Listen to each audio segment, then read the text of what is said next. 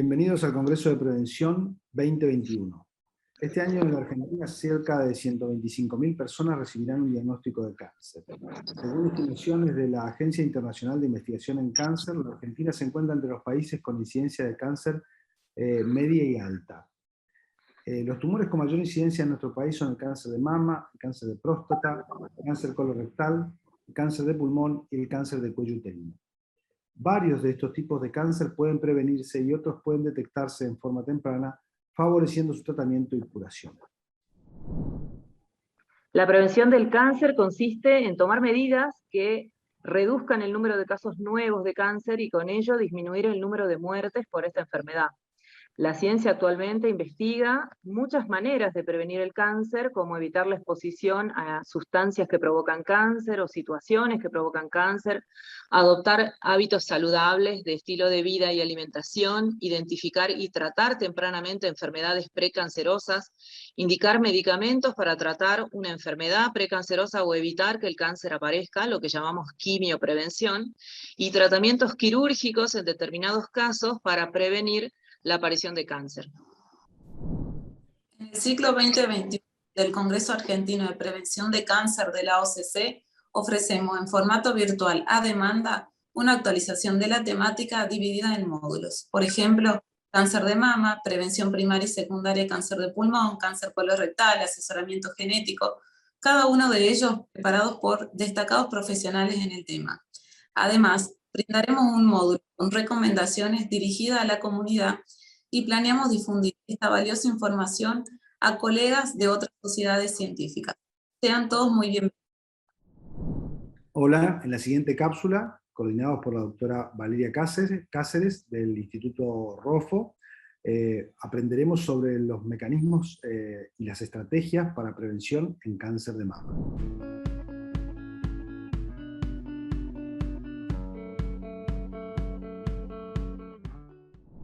Hola, es un honor y un privilegio estar con ustedes aquí. Mi nombre es Valeria Cáceres, soy médico oncóloga y estoy a cargo del Departamento de Oncología del Instituto Ángel Rojo, Universidad de Buenos Aires.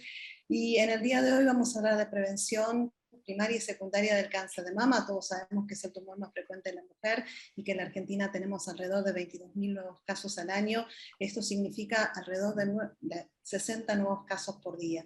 Para eso tengo un panel de distinguidos colegas que nos van a hablar de distintos tópicos. En primer lugar vamos a escuchar al doctor Alejandro Di Sibio. Él nos va a hablar un poquito de generalidades, epidemiología, situación actual del cáncer de mama en Argentina y en el mundo. El doctor Di Sibio es médico mastólogo, coordinador del Programa Nacional de Control de Cáncer de Mama del Instituto Nacional del Cáncer y coordinador de la sección de mastología de la División de Ginecología del Hospital Colmes-Grix de la Ciudad de Buenos Aires. En segundo término, vamos a escuchar a la doctora Romina Moró. Romina nos va a hablar de cuál es la mejor estrategia de screening en pacientes con cáncer de mama, o en realidad en cáncer de mama, qué aprendimos en estos años y la visión de especialista en diagnóstico por imágenes. Romina es jefa de división del Servicio de Diagnóstico por Imágenes del Instituto ROFO y es directora además del Centro Moró.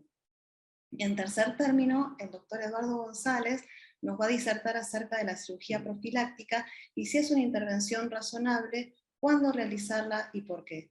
El doctor Eduardo González es jefe del Departamento de Mastología y de la Unidad Funcional de Mama del Instituto ROFO de la Universidad de Buenos Aires.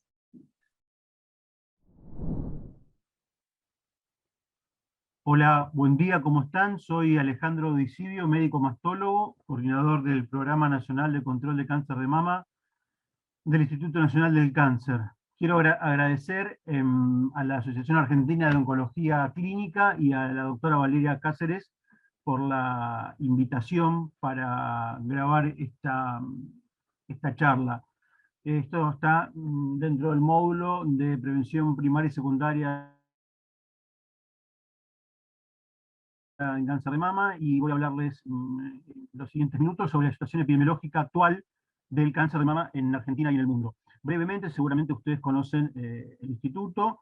Dentro del programa, no me quiero referir muy detalladamente, pero quiero comentarles que nuestros objetivos básicos son la reducción de la mortalidad y mejorar la calidad de vida de todas las pacientes con cáncer de mama y garantizar el tratamiento adecuado y oportuno a todas ellas.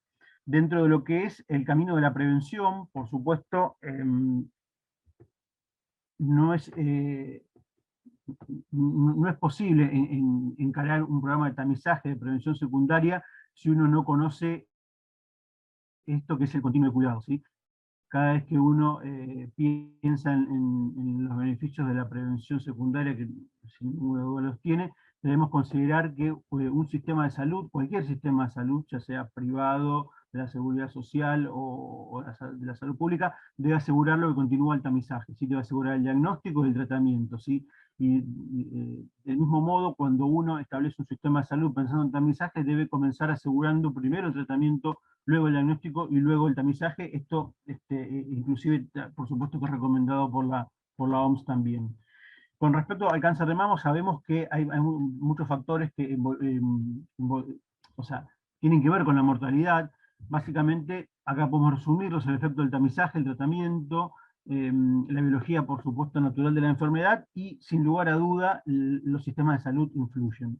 Esto simplemente está para mostrar que nosotros en Argentina tenemos un montón de datos sobre cáncer de mama. Muchas veces, en muchos congresos, durante mucho tiempo, inclusive hoy en día, uno escucha que si en Argentina no hay datos, en Argentina no hay números, y la verdad que no es correcto.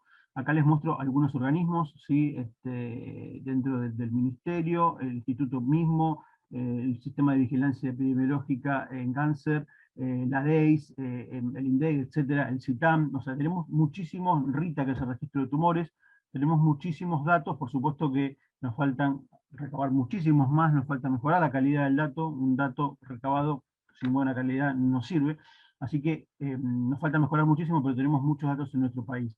El cáncer de mama, ustedes saben, es una enfermedad de una gran incidencia, una gran mortalidad. La distribución de la incidencia y la mortalidad es muy heterogénea. Hay países con alta incidencia y baja mortalidad, y viceversa, ¿sí? Y países con baja incidencia y baja mortalidad. Es muy heterogéneo, no acompaña una a la otra. También sabemos que en todo el mundo, ya hace varias décadas, la incidencia de cáncer está aumentando.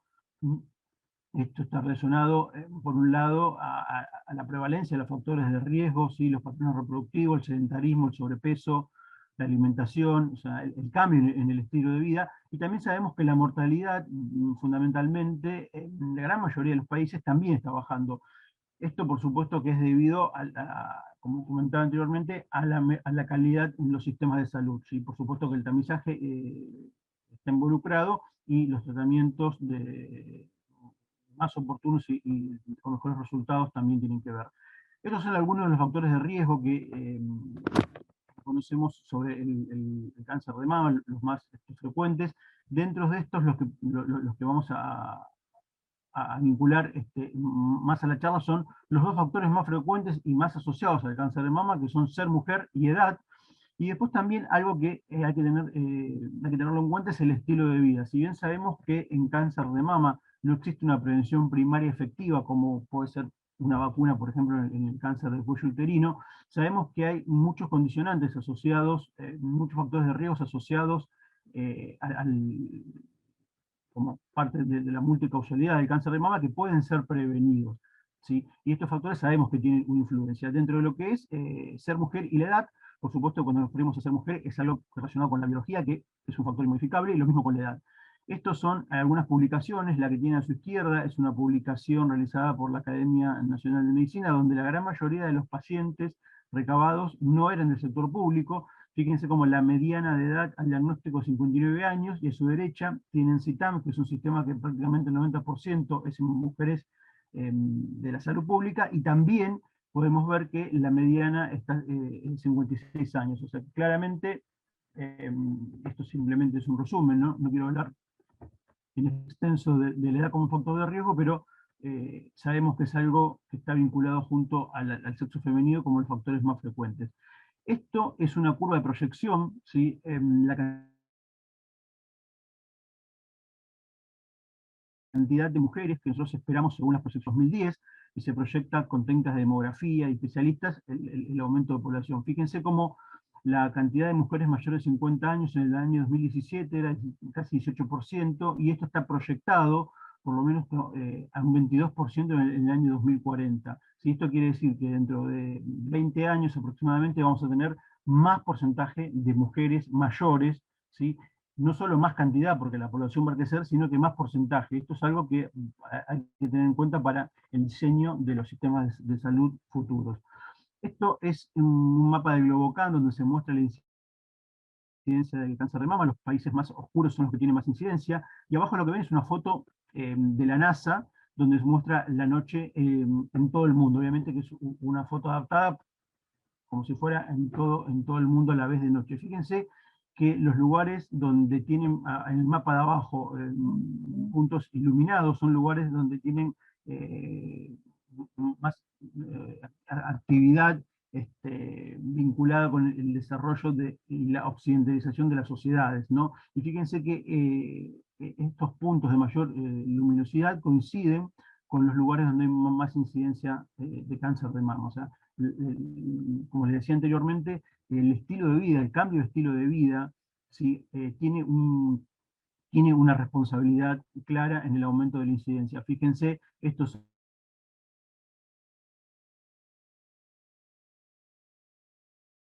son las encuestas nacionales de factores de riesgo en nuestro país. A sobrepeso ha aumentado casi un 20%, el sobrepeso per se, o sea, con índice de masa corporal de más de 25, también ha aumentado, lo mismo la obesidad, ¿sí? La dieta que también influye, la actividad física, todo eso son factores de riesgo que hacen per se cada uno tiene poco peso, pero tiene mucho peso porque son factores de riesgo que están en prácticamente todas las pacientes, en casi todas o en gran parte de las pacientes con cáncer de mama. Sabemos que hay factores de riesgo que tienen muchísimo peso, como por ejemplo las mutaciones genéticas, pero son factores que ocupan a pocas pacientes.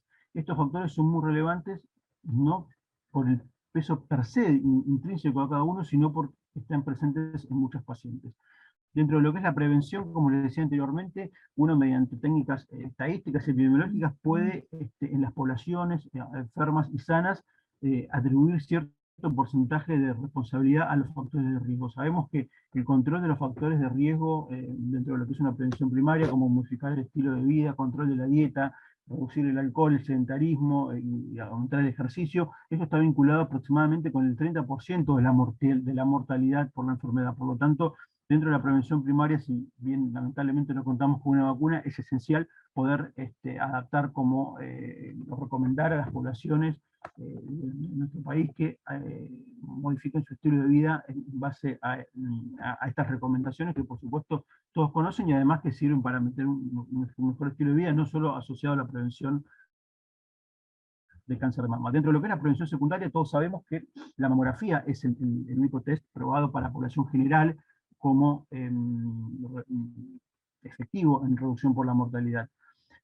No quiero hablar de tamizaje, porque es un tema para una clase aparte, intrínsecamente, pero la realidad es que todos sabemos que hay dos tipos de tamizaje, uno que es poblacional y otro que es en el consultorio. El tamizaje poblacional es el que tiene una verdadera influencia en la reducción de la mortalidad de las poblaciones, y en base al impacto de la mamografía, al costo de efectividad, al sobrediagnóstico, al sobretratamiento, etc., la recomendación como tamizaje poblacional, no hablo del tamizaje de consultorio, por supuesto, es de parte del instituto para mujeres entre 50 y 69 años, asintomáticas, y cada 1 o 2 años. Esto de ninguna manera, esto quiere decir que mujeres menores o mayores no deben hacerse mamografía. Por supuesto que estas pacientes deben consultar con su médico mastólogo, con su médico oncólogo, ginecólogo, según cuáles son los riesgos y beneficios, ¿sí? Insisto que esto es una recomendación de tamizaje poblacional. Que en nuestro país no hay una estrategia de tamizaje poblacional, pero el primer paso para alcanzar una estrategia de tamizaje es una recomendación, y por eso es que les quería comentar esto, que además surge de un análisis de la bibliografía publicada. Sí, insisto que esto es algo poblacional y de ninguna manera quiere decir que las menores o mayores no deben hacerse mamografía. Con respecto a algunos números les quiero mostrar, fíjense lo que es el impacto de cáncer de mama en el mundo. Estos son números muy nuevos del 2020 de Globocan.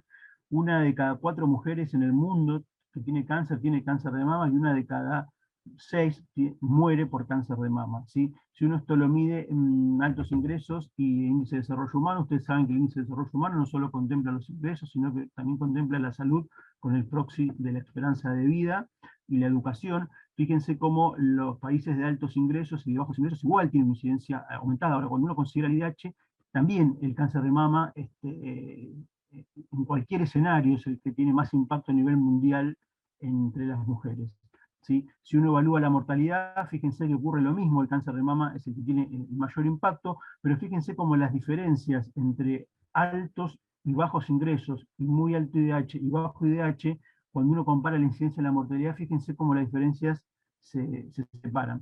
Fíjense que acá, por ejemplo, vamos de 25 a 28 y acá vamos de 14 a 23. Esto quiere decir que cuando los ingresos son más bajos y más bajos el IDH, la mortalidad es mayor, ¿sí? El cáncer de mama, o sea, tiene mayor o sea, no tiene una relación tan directa con los ingresos, como el pronto, o con el bajo IDH, o las necesidades básicas insatisfechas como el cáncer de cuello, pero fíjense como claramente en los países con menores ingresos y bajo IDH,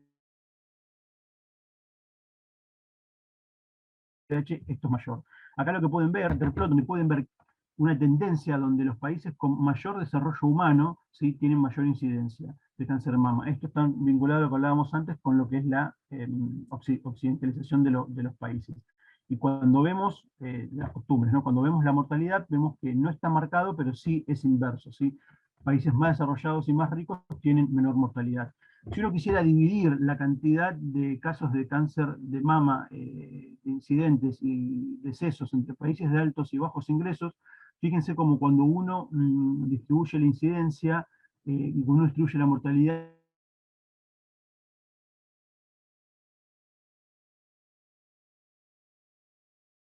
los porcentajes no se mantienen, ¿sí? Esto quiere decir que se evidencia que el índice de letalidad de la enfermedad, fíjense que en los países de bajos ingresos es el doble. Esto quiere decir que una mujer con cáncer de mama en un país de bajo ingreso tiene casi el doble de probabilidad, un poquito menos, de morir en comparación a una paciente de un país de altos ingresos, ¿sí? Esto simplemente para que lo vean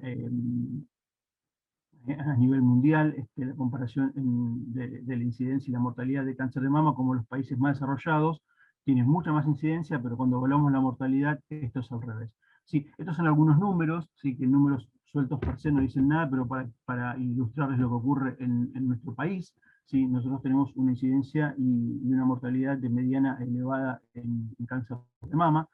Esto es la tasa cruda, donde vemos ampliamente que el cáncer de mama, la incidencia es mucho más grande. Ustedes saben que las tasas, para compararlas, las ajustamos por edad. Fíjense cuando uno ajusta la tasa de incidencia por edad en cáncer, en todos los cánceres en nuestro país, como el impacto del cáncer de mama es tan grande que uno debe sumar la segunda, tercera, cuarta, quinta y sexta causa de cáncer en mujeres para recién equiparar la cantidad de casos de cáncer de mama. Y si bien el cáncer de mama tiene una mortalidad mucho más baja que, por ejemplo, el cáncer colorectal o de pulmón, por el gran impacto que tiene la incidencia, es el cáncer que lleva más mortalidad en nuestro país. Esto es lo que vimos antes, pero un poquito más actualizado, el 2020, los casos incidentes, fíjense que nuestro país tiene una incidencia muy parecida a los países de costumbres más occidentales, de los de altos ingresos, y lamentablemente también la mortalidad o sea, no se parece a esos países, sino que la mortalidad es más parecida a países de bajos ingresos. Dentro de América del Sur nosotros tenemos una tasa de incidencia que es la más alta, y una mortalidad que apenas es superada por Uruguay. Estos indicadores que antes les mostraba a nivel mundial muchísimo más marcados. Una de cada 3 mujeres que en nuestro país tiene cáncer de mama, y una de cada 4 mujeres que en nuestro país tiene cáncer, una de cada 5 mujeres que en nuestro país muere por cáncer de mama. ¿Sí? Esto no solo a nivel mundial, sino en nuestro país, fíjense que es más marcado, que lo hablábamos anteriormente, y esto habla a las claras de que ninguna sociedad, ningún sistema de salud, nadie puede controlar el cáncer en mujeres si no controla el cáncer de mama. ¿Sí?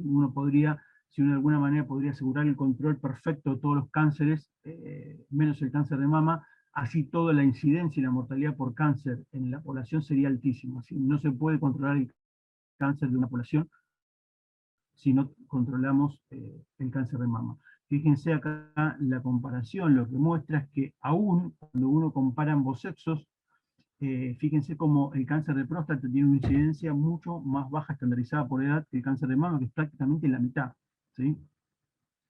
Con respecto a lo que ocurre en nuestro país, cuando vemos las tendencias de mortalidad, ¿sí? Esto es una serie temporal, ¿no? Entonces, hay que evaluar, por supuesto, técnicas estadísticas, la relación entre los puntos, ¿no? El hecho de que simplemente un punto esté por encima del otro y visualmente parezca que sube la mortalidad, puede no tener un impacto significativo, así que eso hay que tenerlo muy en cuenta. Nosotros en nuestro país, del año 1996 hasta 2013 aproximadamente, hemos tenido una reducción baja, pero una reducción significativa de la mortalidad, y 2013 hasta hoy no ha habido cambios significativos, ¿sí?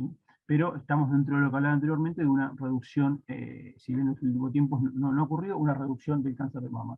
Estos son datos más viejos, pero muestra a las claras que o sea, la tasa estandarizada de mortalidad, cómo está distribuida dentro de nuestro territorio. Si uno quisiera evaluarlo y ponerlo un poco más en perspectiva en cada jurisdicción, si bien conocemos que la mortalidad depende de un montón de factores, en primer lugar, por supuesto, de cómo está registrada. Fíjense que en nuestro país las provincias con mayor mortalidad son San Luis, Mendoza, Córdoba, Cava. ¿Sí? Estos datos quiero además aclarar que son datos recabados por nosotros, por Argentina, ¿sí? O sea, dando cuenta de lo que les comentaba al principio, que tenemos un montón de datos en nuestro país, ¿sí? Y los lugares con menos mortalidad, por lo menos registradas, son Jujuy, Chaco, ¿sí? Esto, como les comentaba anteriormente, tiene muchas aristas para analizar más profundamente, ¿sí? La razón estandarizada de mortalidad lo que mide es la relación, o sea, cuánto exceso de mortalidad tiene una jurisdicción con respecto a la media del país.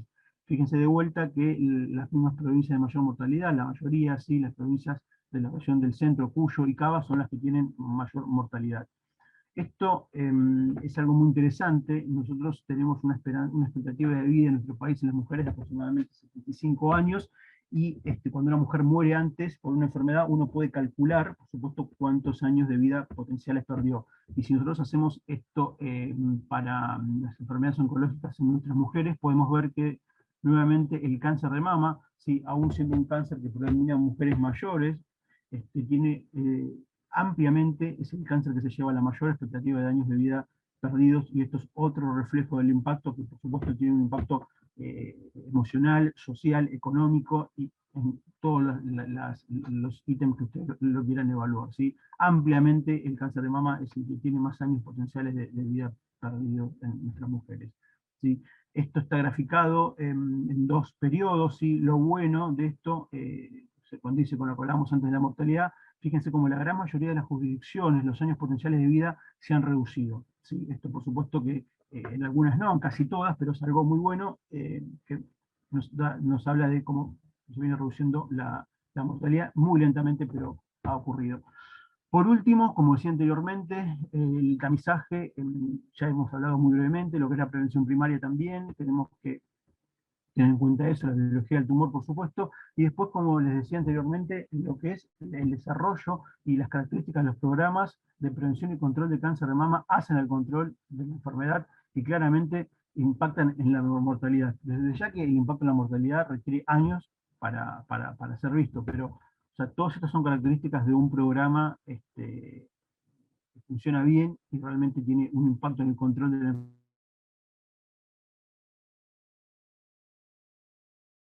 enfermedad y a posteriori en la mortalidad.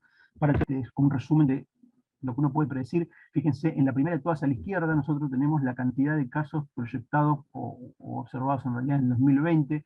Fíjense como para el 2030 se estima un 17% de aumento de la cantidad de casos de cáncer de mama. Y si uno lo proyecta al 2040, esto es un 35%, o sea, de acá a 20 años vamos a tener un tercio más de mujeres con cáncer de mama, lo cual hace que los sistemas de salud tengan que estar totalmente preparados para este impacto, porque las poblaciones van a estar envejecidas, van a aumentar en cantidad, y además va a aumentar y va a modificarse la curva, la pirámide demográfica.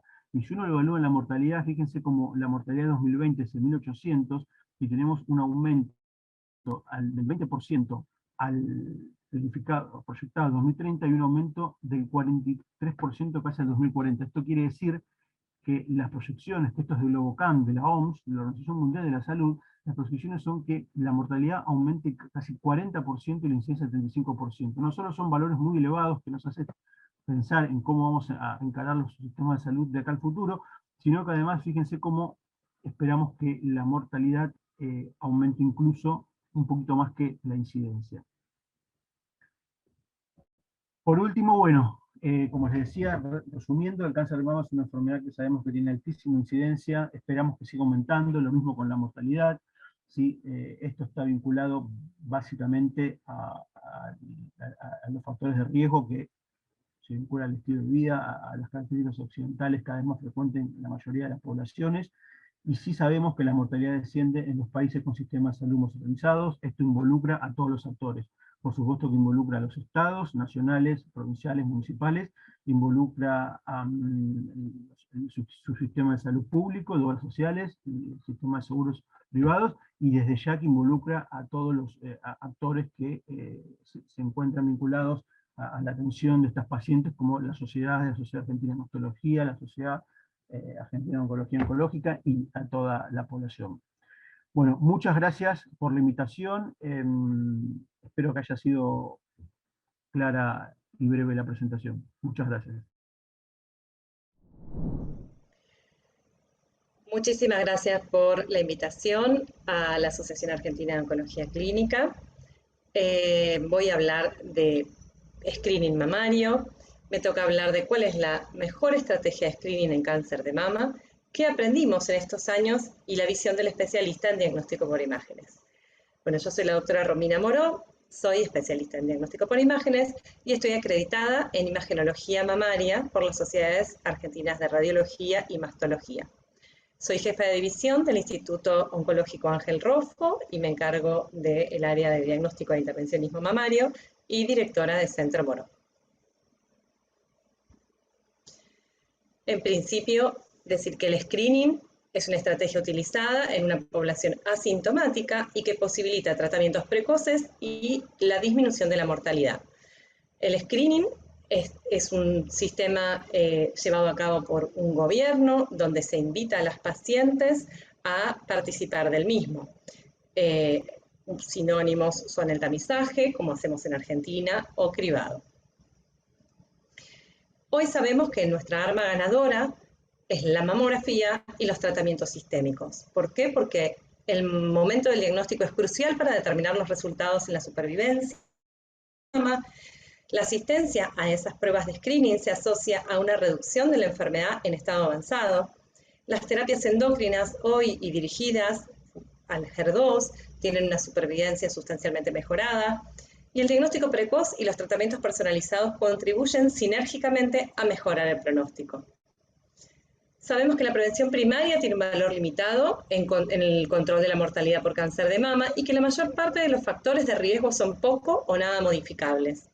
La prevención secundaria, que es la detección precoz, es la mejor estrategia para reducir la mortalidad por cáncer de mama. El objetivo más importante del programa de control es la reducción de la mortalidad. Y el tamizaje mamográfico lo ha demostrado, como vamos a ver ahora a lo largo de la charla. Sabemos que en 1980 se inicia en Estados Unidos el screening mamario. Ya 5 a 7 años después, la tasa de mortalidad se redujo a un 30%. Un 30%. Cada año sabemos entonces que va a morir un 30% menos de mujeres por cáncer de mama. Los tratamientos han mejorado, pero se salvan vidas cuando se detectan y se tratan los cánceres de mama tempranamente, y eso lo logramos con la mamografía. Se ha demostrado en estudios de los Países Bajos, en Suecia, Noruega, Estados Unidos, que incluso cuando las mujeres tienen acceso a la última terapia, es el screening el que conduce a la mayor reducción de las muertes. La sensibilidad de la mamografía obtenida en los programas de screening o tamizaje está entre un 70 y un 95%, la especificidad es mayor al 90%. Para lograr este objetivo, es muy importante tener en cuenta que la calidad de la mamografía debe ser la adecuada. En el trial sueco de cribado mamográfico, que fue el primer ensayo que mostró reducir la mortalidad por mamografía, la evidencia de este trial muestra que la mamografía de screening disminuye la mortalidad por cáncer de mama en hasta un 30%. Hay organizaciones que recomiendan la mamografía anual a partir de los 40 años, entre ellas la American Cancer Society, American Society of Breast Disease, el American College of Obstetricians and Gynecologists, entre otros. El que más seguimos nosotros es la ACR, que es el Colegio Americano de Radiología. En Argentina, nosotros nos guiamos por las sociedades de radiología, SAR y FARDIP en todo lo que es el interior, y SAMAS, que es la Sociedad Argentina de Mastología. En conjunto hemos hecho una actualización del consenso de screening que saldrá este año, donde avalamos que la conducta que nosotros consideramos adecuada es la realización de la mamografía anual a partir de los 40 años, como dicen, como están de acuerdo muchas otras sociedades. El Instituto Nacional del Cáncer tiene una población objetivo que va entre los 50 a los 70 años de edad, que es donde hay mayor mortalidad y mayor sensibilidad del test. Entonces, las indicaciones que arrojan en el INC son diferentes y van al grupo etario. Por otro lado, sabemos que el screening puede ser poblacional, puede ser orientado o dirigido en relación a los factores de riesgo de los pacientes, o puede ser individual y a demanda, ¿sí? Que es lo que ocurre en Argentina, donde no tenemos un programa gubernamental que invite a las pacientes a concurrir, sino que es más un screening o tamizaje, mejor dicho, como de consultorio o individual. El screening poblacional, a través del estudio mamográfico, ha logrado una reducción significativa de la mortalidad asociada al cáncer de mama. La reducción del tamaño tumoral al momento del diagnóstico hace que la evolución de los tratamientos oncológicos, todo en conjunto, genere un mejor pronóstico y todo redunda en preservar la calidad de vida de las pacientes. No obstante, pese a todo lo que ya se sabe, y hay muchísimos trials y trabajos que apoyan esto, hay controversias sobre la eficacia del screening. La Task Force, que es uno de los mayores detractores del screening mamográfico, habla de que en mujeres menores de 50 años la decisión debe ser individual, que las mujeres entre 50 y 74 la mamografía debe ser bienal, que mujeres mayores de 75 hacerse ya mamografía, cortar el control en esa edad, que todas las mujeres no deberían hacerse autoexamen mamario, que el control clínico mamario tiene una evidencia insuficiente y que la resonancia tiene evidencia insuficiente. A partir de la mamografía, la Task Force, uno de los motivos por los cuales ellos están digamos, en contra del screening habitual apoyado por la mayoría de las sociedades, lo que dicen es que a partir de la mamografía en una edad más joven y en forma anual se puede aumentar el riesgo de sobrediagnóstico y de sobretratamiento. Ellos hablan de que hay recomendaciones con evidencia insuficiente en mayores de 75 años, por eso avalan no estudiarlas a estas pacientes. La tomosíntesis como método de screening tiene evidencia insuficiente y que la densidad mamaria está como en... ahora más adelante vamos a hablar de densidad mamaria, pero también hablan de que tiene evidencia insuficiente, vamos a verlo un poquito más adelante. No se puede definir la apariencia mamográfica ni de cualquier otra modalidad de imagen de mama del cáncer diagnosticado en exceso frente al cáncer que se diagnostica correctamente. El BI-RADS, que es nuestro sistema de categorización, que fue redactado por el Colegio Americano de Radiología, define e ilustra todas las características mamográficas del cáncer de mama.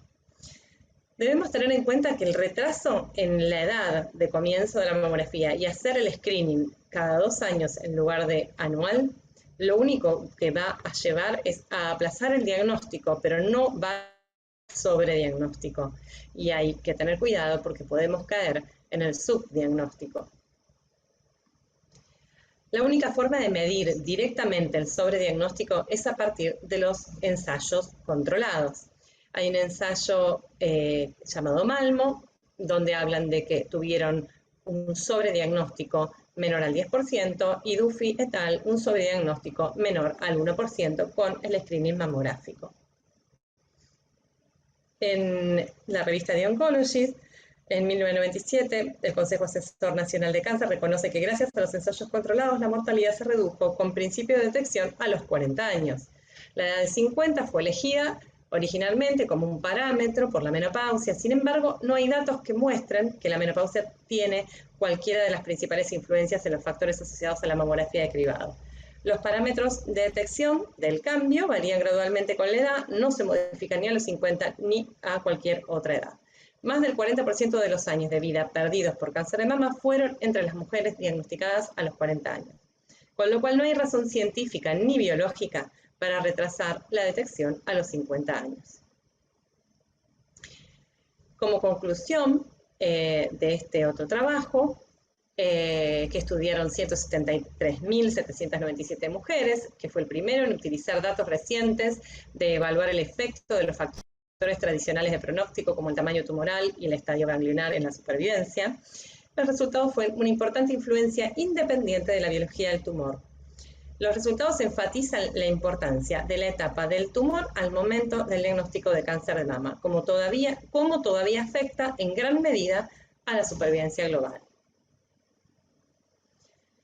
En este otro trabajo hablan de que la ansiedad a corto plazo, a partir de los resultados de la prueba, está demostrado que no tiene efectos duraderos y no compensa la reducción del 30% de mortalidad en cáncer de mama gracias a la mamografía de screening, porque hay algunos detractores que hablan de la ansiedad de esperar al control anual y que eso sería como una contra al screening.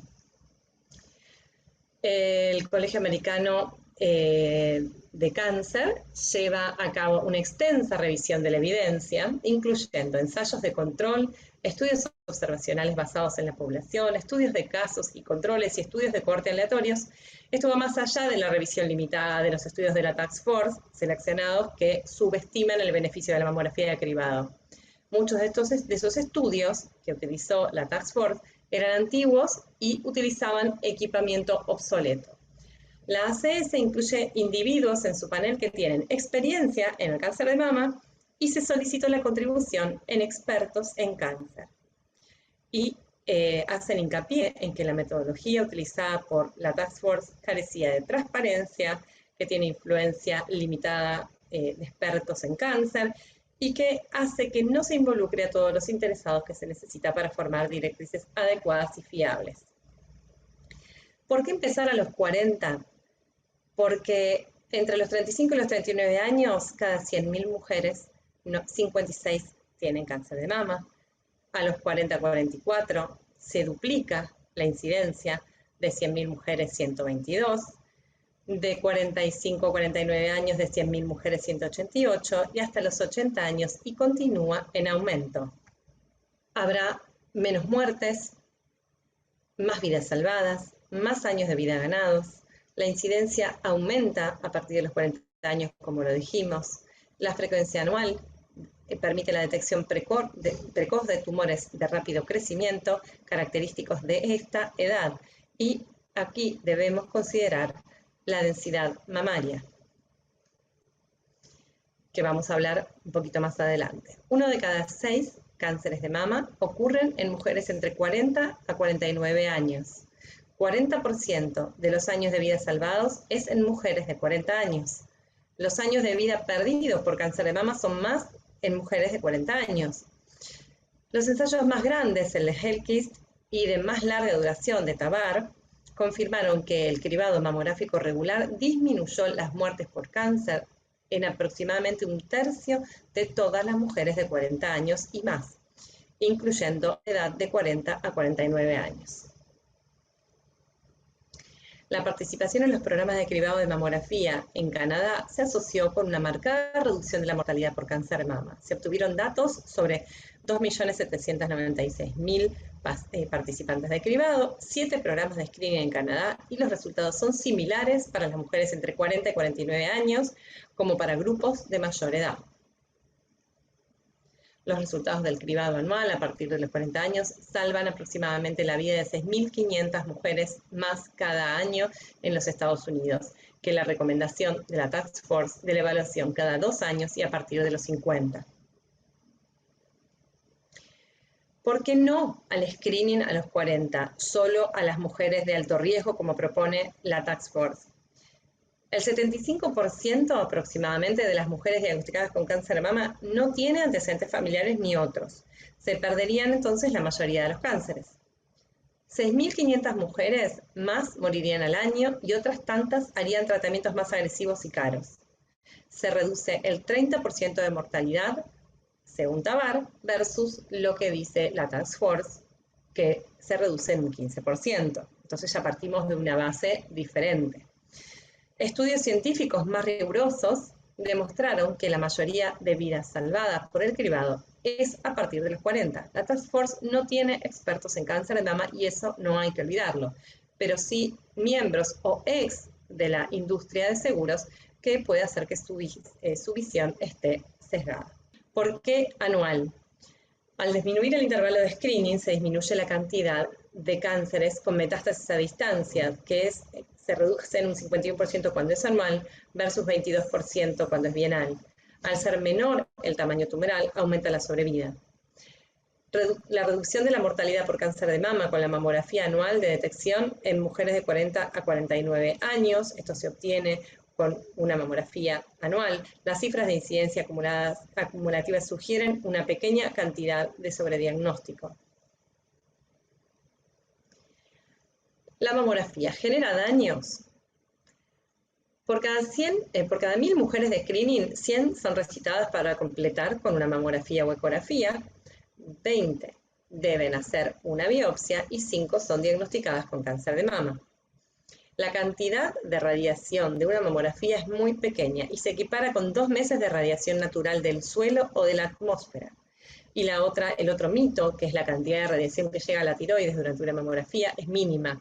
No hay evidencia que la mamografía cause cáncer de tiroides. Como consideraciones respecto a la densidad mamaria que les hablaba antes y la mamografía, debemos saber que la densidad mamaria hace que necesitemos solicitar estudios adicionales, siendo la ecografía nuestro principal aliado en mamas densas. La resonancia, hoy ya hay trabajos que están avalando su utilidad en las mamas con alta densidad. Tanto la mamografía y la ecografía y la resonancia pueden detectar lesiones malignas inadvertidas en la mamografía en este grupo de pacientes. Las mujeres con alta densidad mamaria requieren screening anual. Los autores de este estudio que menciono arriba indicaron que la implementación del tamizaje en la práctica clínica debería implicar la toma de decisiones compartidas, considerar niveles de riesgo y la densidad mamaria. Esta conversación está siendo asistida por los esfuerzos nacionales para asegurar que cada mujer conozca sobre su densidad mamaria. Las mujeres pueden reaccionar diferente a las falsas alarmas. Un falso positivo es algo que algunas mujeres quieren evitar, mientras que otras estarán más dispuestas a experimentar esto, siempre y cuando se les diga que no tienen cáncer de mama. Ambas preferencias son razonables, así que la decisión tiene que ser personal. Esto habla de que las pacientes deben ser informadas y todo va hacia esto de que la decisión deba ser compartida. Las prácticas de detección de cáncer de mama deberían basarse en su riesgo real de cáncer de mama. Se concluyó que la densidad mamaria en este trabajo debe influir en la frecuencia con la que se analiza para detectar el cáncer de mama, además de los factores de riesgo, conocidos como la edad, el origen étnico, los antecedentes personales mamarios y la historia familiar. ¿Y hasta cuándo hacer el screening? Más de los 70 años, hasta los 70 años. Bueno, según los datos actuales del CIR, aproximadamente el 30% de los cánceres de mama invasivos en los Estados Unidos son mujeres diagnosticadas en edades mayores de 70 años. Sería inconcebible entonces ignorar los beneficios potenciales de vida si se extiende el cribado mamográfico para el 30% de los cánceres invasivos, simplemente porque los ensayos aleatorios estudiaron demasiado poco a este grupo de mujeres avanzadas. La alta tasa de detección de cáncer de mama, la sensibilidad y el valor predictivo positivo de la mamografía en la mujer de mediana edad continúa aumentando. Las mujeres se vuelven más ancianas. Es preocupante que la Task Force sugiere y recomiende una política de detener las pruebas a una edad específica que se aplique a todas las mujeres. Sería de utilidad que la recomendación se basara en la expectativa de vida y las comorbilidades de cada paciente, como avalan muchas sociedades, incluyendo la nuestra. La tomosíntesis para el screening. El NCCN recomienda que los médicos consideren la tomosíntesis como parte de la evaluación anual del cáncer de mama. Múltiples estudios muestran el estudio combinado de la mamografía digital y la tomosíntesis que parece mejorar la detección de cáncer y disminución de las tasas de rellamadas. La dosis de radiación puede minimizarse con la reconstrucción, que es la mamografía 3D sintética. Creo que la tomosíntesis es la mamografía del futuro, dice Debra Monticciolo, portavoz del Colegio Americano de Radiología y profesora de radiología de la Universidad de Texas. Reduce tanto los costos del programa como la angustia causada por las recitaciones. En este estudio que se evaluó la detección del cáncer de mama con la clínica, estudió 6.333 tipos de cánceres, y lo que se observó es que la mamografía sola detectó el 36%, mamografía más clínica 54%, y que la clínica sola detectó el 8.7%. Los tumores invasivos diagnosticados por la clínica solos eran más a menudo triple negativos, HER con ganglios positivos, y más grandes que los diagnosticados por la mamografía sola. Vamos a ver las recomendaciones del Colegio Americano de Radiología, de la ACS y de la Task Force, que trataron de ir armonizando un poco los conceptos del screening. Y acá dicen, nuestra recomendación final se basa en la evidencia científica e informada por aportes significativos de especialistas en enfermedades mamarias y comentarios del público. Dicen, confirmamos que la detección sistemática es efectiva para reducir la mortalidad por cáncer de mama en mujeres de 40 a 74 años y que las mujeres de 50 a 74 tienen más probabilidades de beneficiarse de la detección sistemática.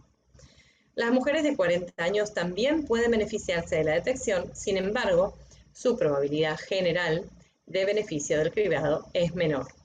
Si una mujer de 40 años le da un mayor valor al beneficio potencial que a los daños potenciales, la evidencia científica indica que es posible que desee comenzar a realizar el examen luego de analizar toda la información con su médico.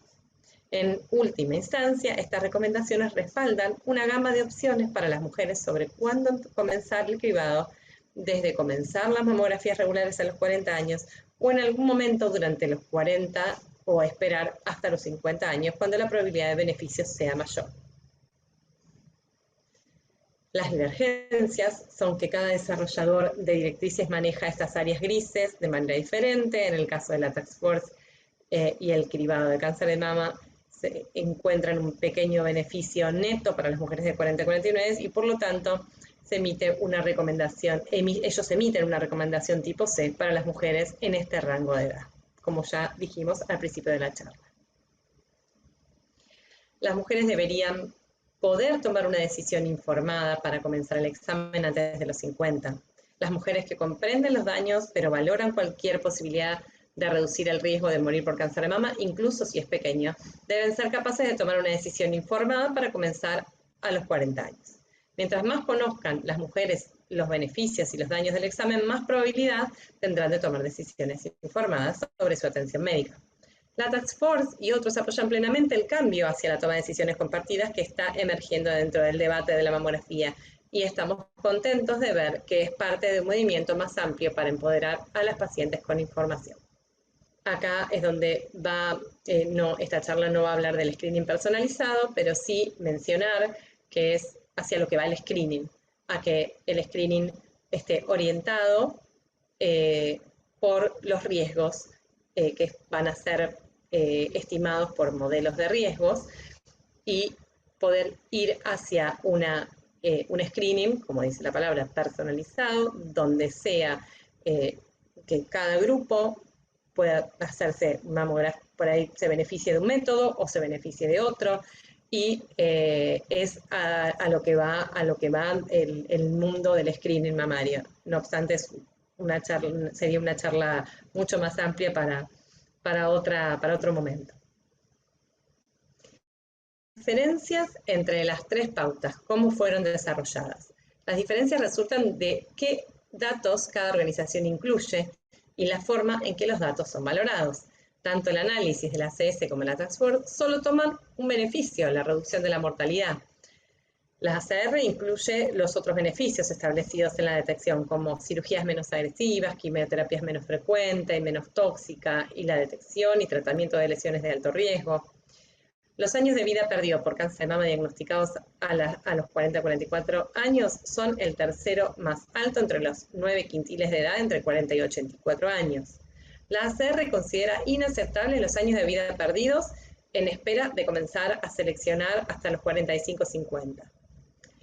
Y la Task Force selecciona un subconjunto del total de ensayos controlados aleatorios a considerar, lo que resulta en un beneficio menor, 15% de reducción de la mortalidad, que la lograda por consideración de ensayos controlados aleatorios de entre un 22 y un 40% de mortalidad. La ACR y la ACS enfatizan más datos recientes de ensayos observacionales que reflejan mejoras en las prácticas cotidianas, aunque ninguno de los ensayos de observación reflejan completamente el uso de la mamografía digital en Estados Unidos.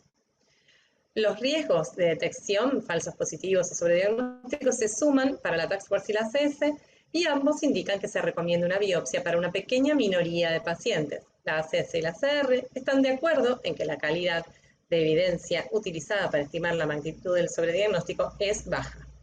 La Task Force declara que la disminución del sobrediagnóstico es una de sus razones para recomendar que la mamografía comience a los 50 y considerar que los cánceres detectados por screening no desaparecen espontáneamente sin escisión o tratamiento, permanecen en el próximo examen.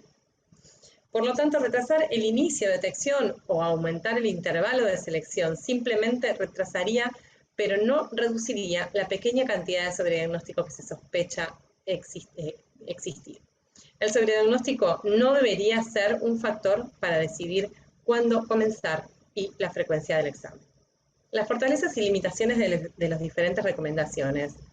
La ACS y la Task Force afirman que sus recomendaciones se basan en el equilibrio de beneficio versus riesgo, que está incluido en los beneficios y en los riesgos, que es importante. Como la mayoría de las demás organizaciones, la ACR no determina para las mujeres cómo equilibrar. Expresa como máximo cómo maximizar los beneficios, reconocer y comprender los riesgos, y permite a las mujeres hacer su propia decisión informada sobre cómo ponderar estos factores para sí mismas. Las mujeres que prefieren maximizar los beneficios, que extienden la vida y buscar mejor opciones de tratamiento para el cáncer de mama, eligen un examen anual a partir de los 40 años. Las recomendaciones del Colegio Americano de Radiología, resumiendo, ya un poco lo mencioné antes, es recomendar mamografías en forma anual, comenzando a los 40 años, para mujeres de riesgo promedio. La mujer de mayor riesgo debe comenzar el examen mamográfico más temprano y puede beneficiarse del examen complementario. Las recomendaciones de nuestras sociedades de mastología, SAR y FARDIT para pacientes de riesgo promedio son muy similares a las de la ACR: mamografía bilateral, edad de inicio 40 años, periodicidad anual, edad de finalización indeterminada, y se evalúa la expectativa de vida, considerando continuar mientras esta expectativa sea de 5 años. Recomendaciones para mamas densas figuran en nuestro consenso, y lo más importante que se menciona es que este grupo de pacientes se beneficia con la evaluación complementaria de ecografía. Lo que ya les comentaba acerca de el screening personalizado, que ya en 2018 empezaron a haber cada vez más trabajos respecto a esto. El riesgo en el The Journal Cancer habla de que el riesgo de muerte 10 años después del diagnóstico entre las mujeres que participan en el cribado fue un 60% menor en comparación con las mujeres que no asistieron al cribado, incluso si fueron invitadas. La tasa de mortalidad por cáncer de mama fue un 47% menor dentro de los 20 años posteriores al diagnóstico de las mujeres que se sometieron a los exámenes de detección, comparado con las que no lo hicieron. Y estos resultados de este trabajo del 2019 superaron el impacto de la terapia moderna, un beneficio notable de la detección temprana. Los resultados demuestran que las mujeres que han participado en la mamografía obtienen un beneficio significativamente mayor de la terapia disponible en el momento del diagnóstico que las que no han participado. Los hallazgos clave de la última investigación del Dr. Laszlo Tabar, en un estudio de muchísimas cantidades de mujeres entre los 40 y 79 años, de 9 condados diferentes, habla de que las mujeres que participaron en el cribado tuvieron una reducción del 41% en el riesgo de muerte, que la reducción del 25% en la tasa de cánceres fue un 25% de reducción de la tasa de cánceres de mama avanzados, que el cáncer de mama es una enfermedad terrible, mata a demasiadas mujeres, pero al realizar estudios tan exigentes y complejos, se ha demostrado que la detección temprana combinada con un tratamiento eficaz puede reducir significativamente la mortalidad por cáncer de mama. Como en el estudio anterior del 2018, pudimos confirmar que la detección temprana de cáncer de mama y tratamientos en una fase temprana resulta en una reducción significativa de la tasa de mortalidad en un 30%. La detección temprana, en este caso, fue el resultado de ofrecer mamografías a la población. Como conclusiones, la propuesta afectada por la Task Force generó una gran polémica, ya que puso en riesgo la cobertura médica para realizar mamografías a mujeres entre 40 y 49 años, aún cuando dicho organismo norteamericano reconoce que este tipo de exploración diagnóstica, si se efectúa anualmente, salva vidas. Las guías y recomendaciones pueden influir el pedido médico de estudios de prevención. La importancia de los resultados. En primer lugar, los estudios son cruciales para brindar a los médicos la tranquilidad de que participar en mamografías periódicas de alta calidad es la mejor manera de reducir el riesgo de muerte. En segundo lugar, las mujeres merecen una respuesta a la pregunta de cómo la participación en las mamografías periódicas mejorará significativamente sus posibilidades de sobrevivir. También hay muchos otros beneficios, como un tratamiento menos radical, una mejor calidad de vida, un coste reducido para la sociedad, etc. Una mujer cuyo cáncer de mama ha sido detectado en el cribado gana una media de 16.5 años de vida. Controversia sobre el screening mamario. ¿Qué podemos decir después de todo lo expuesto? Decenas de miles de mujeres entre la edad de 40 a 44 años desarrollarán cáncer de mama este año. Sin mamografías y exámenes de mama, ¿cómo o cuándo se diagnosticarían a estas mujeres? ¿Cuántos de ellas podrían morir debido a un diagnóstico tardío? El screening es una oportunidad. La detección es la única forma de intervenir para obtener el tumor antes de que necesite un tratamiento más extenso. Es hora de mejorar el cribado de cáncer de mama, no de suprimirlo. Las vidas de innumerables hermanas, madres y amigas dependen de ello. Además, la introducción de nuevos métodos de diagnóstico por imágenes, como la ecografía, existe ahora la ecografía automatizada, los métodos funcionales como la mamografía contrastada, la resonancia, deben ser considerados para examinar a mujeres con mama densa, ya que estamos perdiendo 1 de cada 3 cánceres invasivos que se esconden en ese tejido mamario denso. La histopatología evolucionó también para brindar información biológica que permite, asimismo, tratamientos dirigidos. Espero que la charla haya sido de utilidad. Creo que no hay duda que el screening, como decía recién, es una oportunidad y que debemos ir mejorándolo. Me parece fundamental y increíble todo lo que se está haciendo en relación al screening personalizado, que no tengo dudas que es el futuro de todo esto. Muchas gracias. Les dejo ahí mi mail por cualquier duda o consulta. Bueno, buenos días, muchas gracias por la invitación a la Asociación Argentina de Oncología Clínica. Hoy vamos a tratar de hablar de mastectomía de reducción de riesgo, que es un tema de moda y muy interesante. Y para comenzar hablando de esto tenemos que analizar que hay diferentes motivos o formas de evaluar el alto riesgo, y generalmente las más importantes es a través de mutaciones genéticas que pueden ser de alta penetrancia o de moderada penetrancia. Y cuando uno va a analizar las estrategias de reducción de riesgo, de todas las que hay, obviamente, que acá están descritas, vamos a hablar hoy de la mastectomía de reducción de riesgo. Este tema, como ustedes saben, se hizo muy famoso después de el affair Angelina Jolie, que fue en mayo de 2013, en donde ustedes ven que después de la cirugía de Angelina Jolie, todo lo que significó mediáticamente el tema, se aumentó la cantidad de pacientes que iban a ser sometidas a test genéticos, y obviamente se aumentó la cantidad de cirugía de reducción de riesgo, no necesariamente muchas veces relacionadas con indicaciones. Cuando uno tiene que analizar este tema, a mí me gusta de alguna manera ordenarlo, y en el orden vamos a analizar 16 controversias que hoy uno puede evaluar de cómo indicar o sugerir o hacer este tipo de cirugías, y de qué tipo de técnicas podemos utilizar, qué tipo de resultados debemos ofrecer a las pacientes, y de qué cosas tenemos que aclararles para que después no vean alterada su calidad de vida. La primera controversia es el título. El título de esta conferencia siempre es reducción de riesgo, porque la mastectomía profiláctica no es viable de hacer, porque nunca se puede sacar el 100% de la glándula mamaria. Eso ya está establecido porque es una hipótesis totalmente impracticable. Obviamente que al no poder sacarse totalmente la glándula mamaria, la reducción de riesgo no da una profilaxis total. Por eso, si ustedes hacen una mastectomía, van a bajar el riesgo en aproximadamente un 90-95%, cosa que también hay que aclarárselo a las pacientes, y esto también se ve traslucido, se ve transmitido en varias publicaciones donde se analizan las posibilidades de tumores en pacientes con cirugía de reducción de riesgo, e inclusive están analizadas en pacientes también de alto riesgo mediadas por mutaciones que muestran que hay un riesgo que no es menor y que hay que tener en cuenta para el seguimiento.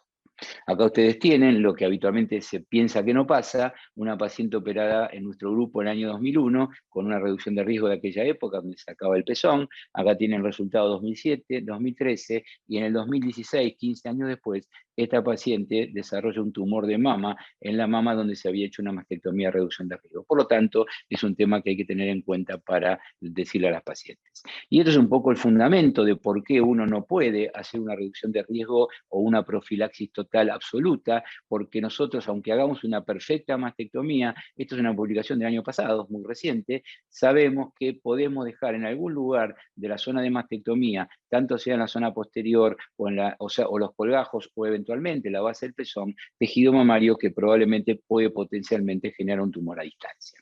Un tumor, perdón, en el futuro.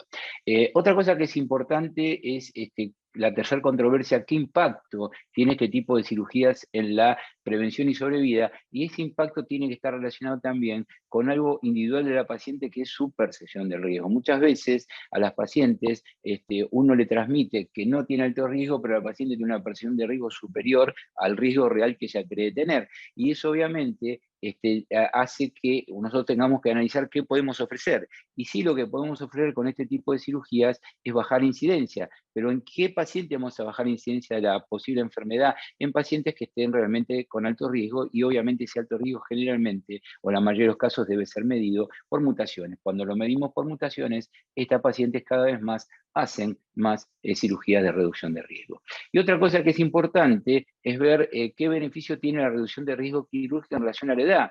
Hay varias publicaciones que hacen, o se dice que cuando pasan los años baja el riesgo, pero en este momento hay una publicación bastante reciente, 2021, donde analizaron factores de riesgo en pacientes de más de 60 años con mutaciones BRCA1 y BRCA2, y en realidad se dice que ahí el alto riesgo permanece estable. Por lo tanto, es un tema que debe ser discutido porque sigue siendo controversial. Hoy día se sabe que las pacientes que van a hacer mastectomía de reducción de riesgo bilateral, esas pacientes van a tener seguramente disminución de la incidencia y pueden tener también una disminución en posibilidad de mortalidad por el cáncer de mama, a diferencia de las pacientes que hacen mastectomía de reducción de riesgo contralateral, en donde puede bajar la incidencia, pero está muy discutido que mejore la supervivencia. Todo esto tiene que ser también discutido con la paciente porque es importante para su futuro. Dentro de la tercera controversia, entonces, el problema que tenemos también es que en la actualidad la mayoría de las pacientes que hacen mastectomía de reducción de riesgo no tienen mutaciones o no tienen riesgo demostrado alto. Por lo tanto, acá vemos una publicación que nuestro grupo del Instituto Roffo formó parte en el ORTC, donde incluimos un montón de pacientes con cirugía de reducción de riesgo, y fíjense, las pacientes con cirugía de reducción de riesgo de todos los grupos, un trabajo de muchos centros, el 21% de esas pacientes no tenían un riesgo demostrado ni por mutaciones ni por otro factor. Por lo tanto, es muy interesante también analizar esto. Y el otro problema que tenemos es que no hay hoy en día ningún trabajo prospectivo randomizado que nos avale este tipo de procedimientos. Otra controversia es la inconsistencia en la terminología del mensaje, porque la mayoría de los médicos probablemente no tengan entrenamiento en genética, no tengan entrenamiento en evaluación de riesgo, y ustedes fíjense acá un estudio que me facilitó la doctora Lina Núñez de Link, donde estudiaron la contestación, la respuesta de muchos médicos especialistas que atendían pacientes con cáncer de mama, y cuando le preguntaron preguntas básicas con respecto a riesgo genético, a la evaluación y un montón de cosas relacionadas con este tema, el 53% de los médicos contestaron en forma errónea. Por lo tanto, la persona que tiene que interactuar, esa persona probablemente a veces no esté tan formada como para poder tomar una decisión y poder ayudar a sus pacientes. Y otro tema inconveniente también en este punto es que las sugerencias, no hablemos de indicaciones, sino hablemos de sugerencias de las guías, de varias guías que hay, son inconsistentes también. Por lo tanto, es un lugar donde hay muchos grises y donde tenemos que tomar conductas a veces muy personalizadas.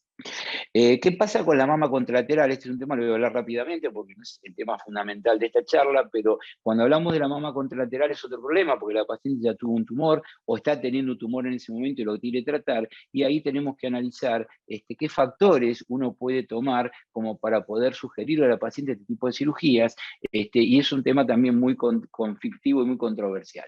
Muchas de las pacientes van a este tipo de cirugías porque van a hacer una reconstrucción o porque quieren evitar un seguimiento posterior, un screening, o porque quieren reducir el riesgo contralateral y no saben o no está claro si les va a reducir la mortalidad. Por lo tanto, también esto, cuando uno va a las guías también no son muy consistentes. Hay guías que sugieren o que recomiendan, otras que no, y los factores o los motivos de recomendación también son bastante lábiles. Por lo tanto, lo que es importante en este tipo de pacientes es informar que uno es muy poco probable, a pesar de que hay publicaciones, que pueda bajar la sobrevida, que pueda mejorar la sobrevida, pero sí probablemente va a ser un impacto en la incidencia, y obviamente eso, con la percepción de riesgo de la paciente, probablemente pueda ser positivo para muchas de ellas. Acá ustedes tienen un poquito el resumen de esto. Las pacientes sin alto riesgo generalmente sobreestiman significativamente el riesgo de cáncer contralateral. Por lo tanto, a pesar de que lo que uno les diga muchas veces indican este tipo de cirugías, y las pacientes que sí tienen un alto riesgo genético probablemente sean las candidatas a conversar mucho más y evaluar dentro de esa conversación qué tipo de mutación tienen y realmente cuál es de alta incidencia o de alta penetrancia y cuál no, para poder decidir. Y otra cosa que no se olviden, solo el 13% de las pacientes con mastectomía de riesgo contralateral tienen una mutación conocida. Por lo tanto, muchas indicaciones son empíricas o son hechas de una forma muy superficial.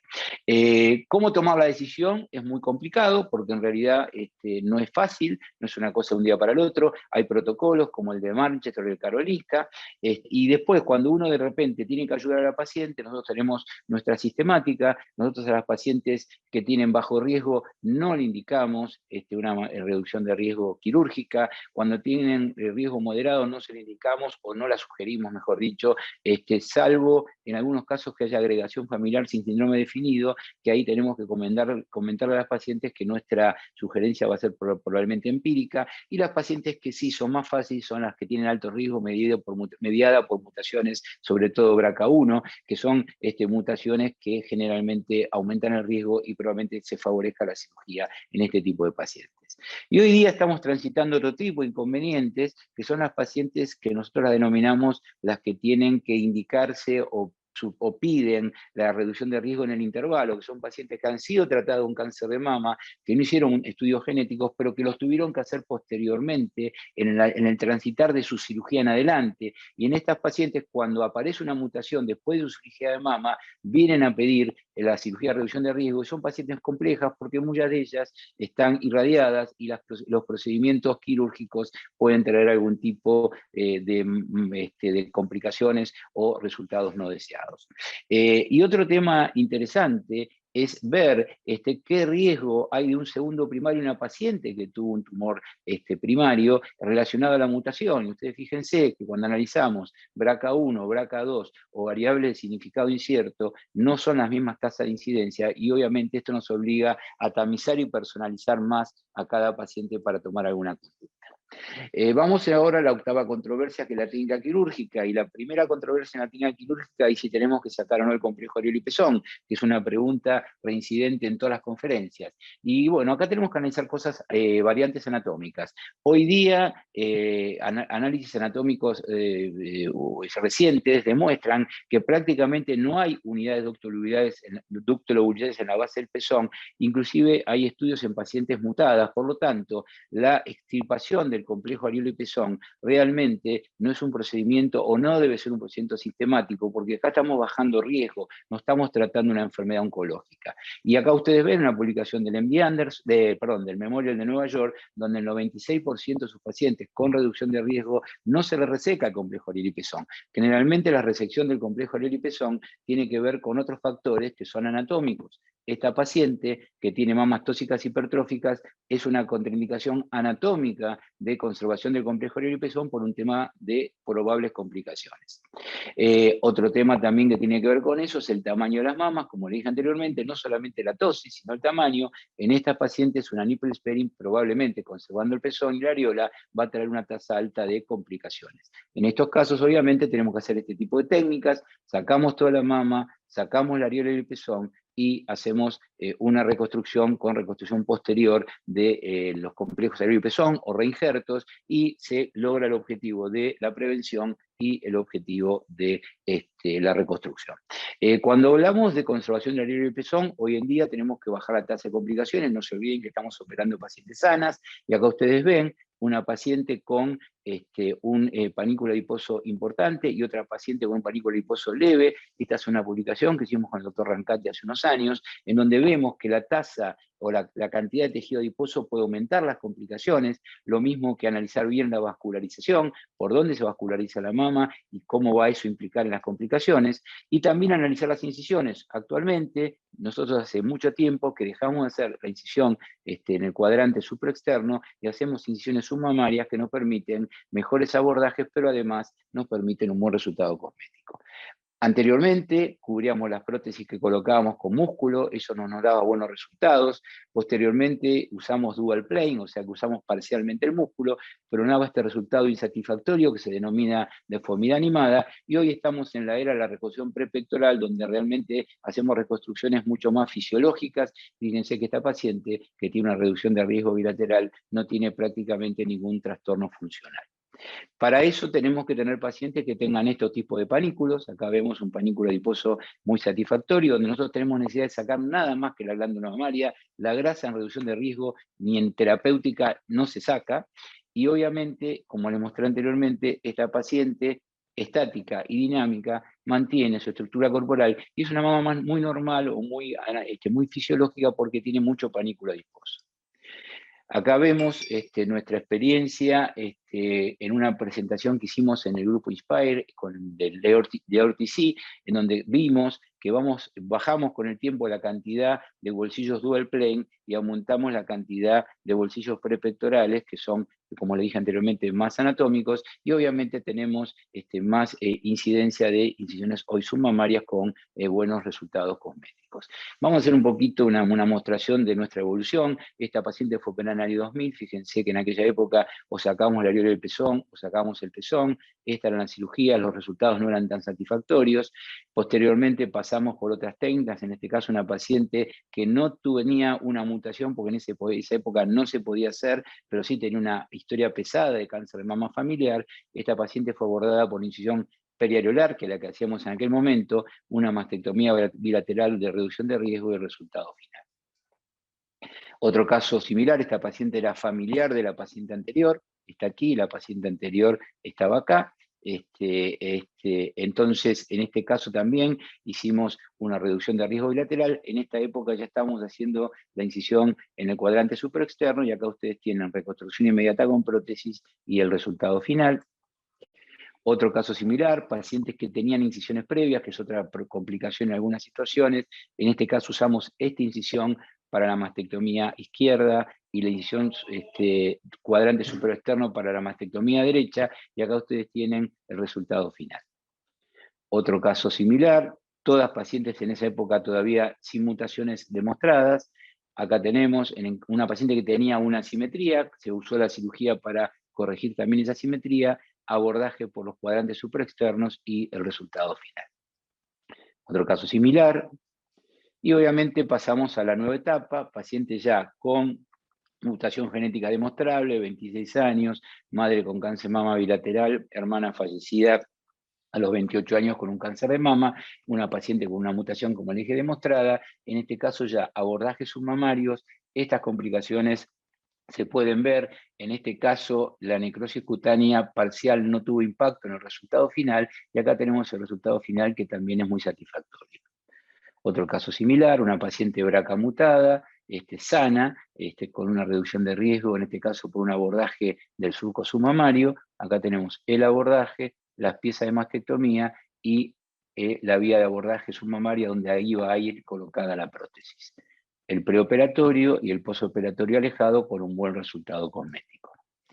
Y con respecto a lo que hablamos anteriormente, la mastectomía de intervalo, esto es un caso muy interesante, paciente que a los 38 años tuvo un cáncer de la mama derecha, se trató con un tratamiento conservador y radioterapia. A posteriori se hizo con el tiempo un estudio genético, tenía una mutación de BRCA1, hizo una salpingoforectomía de reducción de riesgo y después la paciente vino a solicitar 2 años después una reducción de riesgo bilateral, quería un aumento mamario. En este caso, como tenía buen panículo adiposo y estaba irradiada, le ofrecimos la colocación primero de expansores y a posteriori cambiamos estos expansores por prótesis definitiva, y como estaba irradiada esta mama, en esas situaciones lo que hacemos es entre la cápsula y la piel de la mastectomía inyectamos grasa, esto se llama lipotransferencia, y acá estamos viendo cómo corregimos el efecto y vemos el resultado final muy satisfactorio, estático y dinámico. Otra paciente similar, mama irradiada, que pide una reducción de riesgo a posteriori de esa situación, caso parecido al anterior, pero en este caso la paciente ya tenía una reconstrucción, por lo tanto tenía una deformidad animada. Lo que hicimos acá es hacer una lipotransferencia, cambiar las prótesis, y este es el resultado final.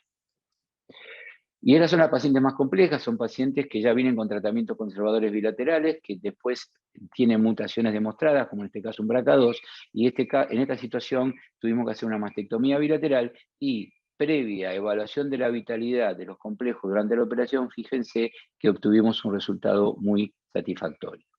Y otro caso parecido al anterior, también una paciente BRCA mutada a posteriori del tratamiento de cáncer de mama, pero que venía con una deformidad en su mama operada y con ya una asimetría, pero una asimetría compleja de los complejos Ariel y pezón. Esto es uno de los pocos casos que tuvimos que sacar los complejos, pero por un tema estético. Acá vemos que sacamos los complejos con las mamas, las 2 mastectomías, la reconstrucción y después la reconstrucción de los complejos, y un resultado también muy satisfactorio por una cirugía de reducción de riesgo. Sabemos muy bien que la tasa de patología incidental en las mastectomías, reducción de riesgo en pacientes sanas, es muy baja, menos del 3%, obviamente que se pueden encontrar, pero en realidad esto lo que hace es ya desde hace muchos años hacernos evitar la realización del ganglio centinela, cosa, como dije anteriormente, hace muchos años que no hacemos. Cuando hablamos de las complicaciones, cuando conservamos la areola del pezón, generalmente tenemos que exponernos un 10% de posibilidades de necrosis cutáneas, tanto sea del complejo como de la piel de la mastectomía. Acá tienen un caso que es una paciente en una reducción de riesgo que, a pesar de estar sana y tener un procedimiento preventivo en una paciente con una mutación BRCA1, hizo esta complicación, y fíjense, una mama estaba muy bien y después tuvimos que corregir un segundo tiempo la otra mama, y acá estamos por la reconstrucción del complejo Ariel y pezón. Obviamente que esto es muy desagradable, sobre todo en pacientes que son sanas. Por último, otra cosa que es muy importante es cómo seguir esta paciente, que también es un tema controversial. En nuestra experiencia la seguimos con examen clínico, ecografía, y hacemos resonancia con gadolinium porque consideramos que como tenemos obligatoriamente que dejar algún residuo glandular, ese residuo glandular puede a veces, en una resonancia puede ser detectado un segundo primario o una enfermedad en una glándula residual. Cuando tenemos secuelas o complicaciones, también podemos resolverlas. Esta es una paciente que ha tenido un rippling o algún tipo de defectos de la forma de la mama. En este caso lo corregimos con la lipotransferencia. Son procedimientos bastante sencillos y que llevan a resultados muy satisfactorios. Y otro tema interesante, que es la controversia número 15, que es lo que estamos transitando en los últimos tiempos. Ya estamos haciendo técnicas, acá ustedes lo están viendo, con preservación de la sensibilidad, que es otro tema que a las pacientes les molesta bastante. Ustedes saben que sacar la mama prácticamente implica pérdida de sensibilidad de la misma. Acá, conservando el cuarto y quinto nervio intercostal y conservando perforantes, o en algún caso reinervándolos intraoperatoriamente, podemos lograr que estas pacientes puedan tener también, en muchos casos, sensibilidad y mejorar su calidad de vida. Esta es la evaluación postoperatoria, donde evaluamos sensibilidad fina, termoanalgesia, contractibilidad del complejo areola y pezón, y bueno, eso es lo que estamos transitando en este momento para lograr esto que se ve, esta última diapositiva, mejorar lo que se llama la calidad de vida de las pacientes, que no solamente se mide por la forma y la estructura de la mama, sino también por las características de su sensibilidad. Bueno, para terminar entonces, ¿cómo decidir este tipo de cirugías?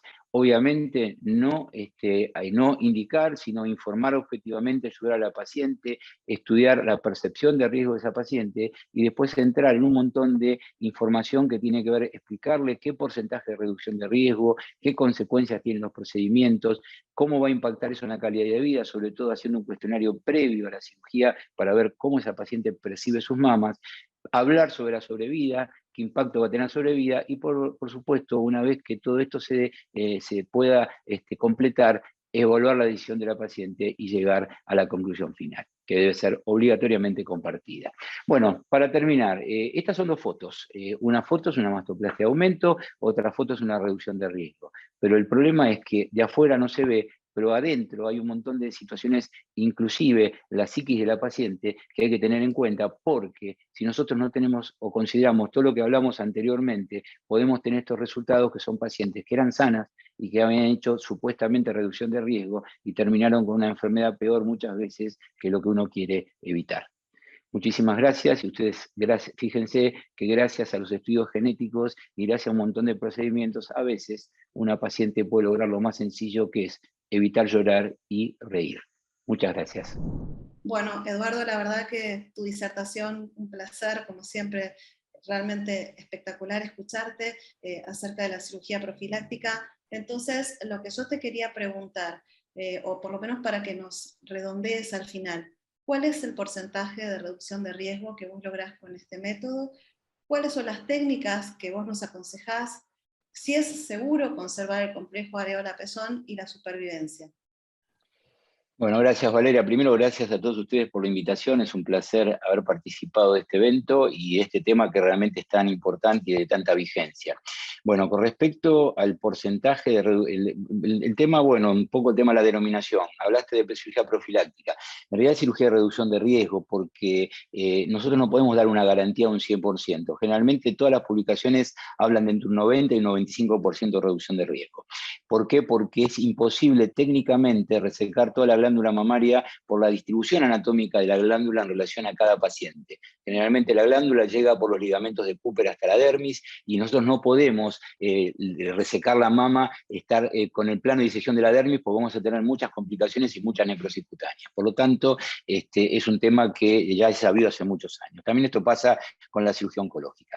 Del punto de vista de las técnicas, hoy lo que estamos haciendo en la actualidad, generalmente estamos haciendo mastectomías tratando, si la paciente por su anatomía lo permite, conservando el complejo areola-pezón. No es necesario sacar el complejo areola-pezón por un tema de que no va a cambiar la reducción de riesgo, y por otro lado estamos tratando de usar técnicas prepectorales, o sea, no movilizamos más el músculo, reconstruimos generalmente con implantes o con expansores, y lo que nos permite eso son dos cosas fundamentalmente: mejores resultados cosméticos y además menos morbilidad para las pacientes y mejor confort en el postoperatorio. O sea, al no mover el músculo tenemos mucha mejor recuperación y la paciente tiene un resultado cosmético en el tiempo muy satisfactorio. Y eventualmente algunas pacientes, no toda la minoría, pueden después necesitar alguna cirugía de revisión, de corrección de superficie de la mama, que eso lo hacemos generalmente con lipotransferencia, que es un procedimiento menor y que también da buenos resultados.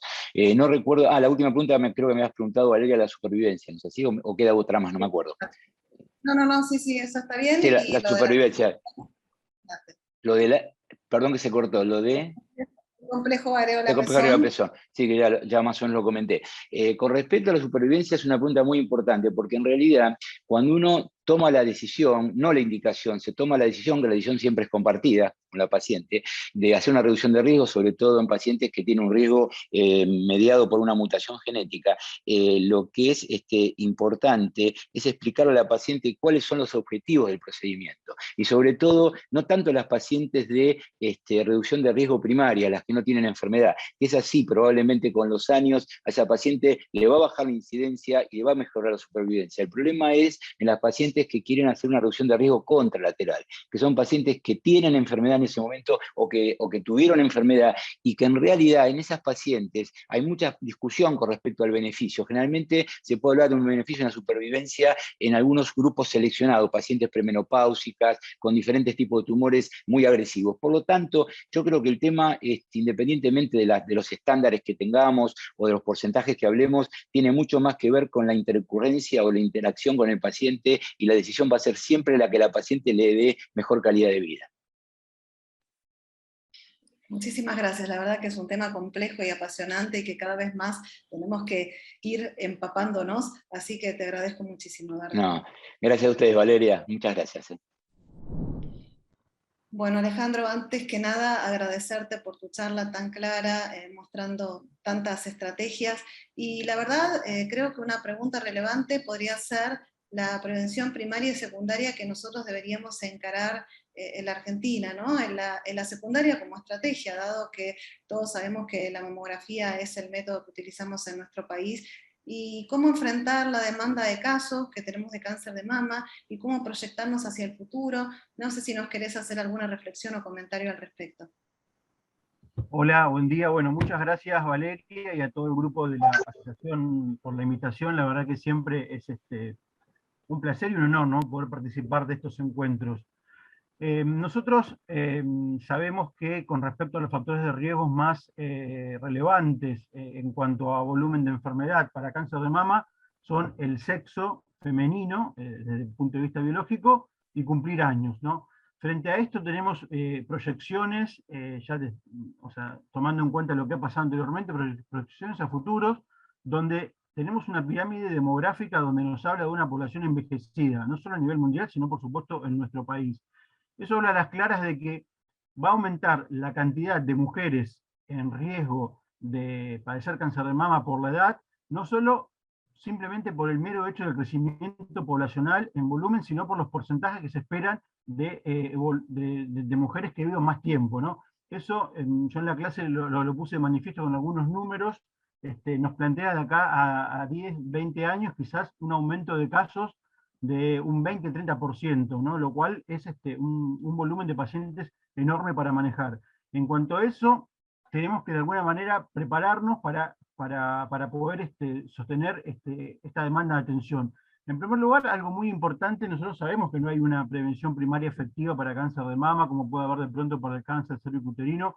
No contamos con una vacuna, de hecho el cáncer de mama es multifactorial, y sabemos que hace 2 décadas aproximadamente los factores de riesgo a nivel mundial, más que nada los que están relacionados con la situación epidemiológica y hormonal, como el retraso en la maternidad, la occidentalización de las sociedades, pero más que nada todo lo que está vinculado al estilo de vida, ¿no? Nosotros, la verdad que bueno, desde lo que es la oncología, la mastología, por supuesto que nos dedicamos al diagnóstico y al tratamiento específico, pero en nuestro país tenemos la costumbre histórica de curar la enfermedad y no prevenirla, ¿no? Si nosotros como sociedad, como sistema de salud, nos enfocamos en la prevención primaria de cáncer de mama, si bien no es tan efectiva, que implica, por supuesto, como mencioné en la clase, el control,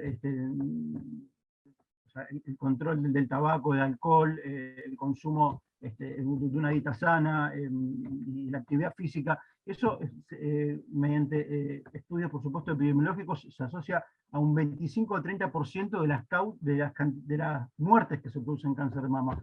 O sea que eso es algo fundamental que debemos trabajar como sociedad, como sistema de salud, como para tratar de promocionar la salud y evitar la enfermedad, ¿no?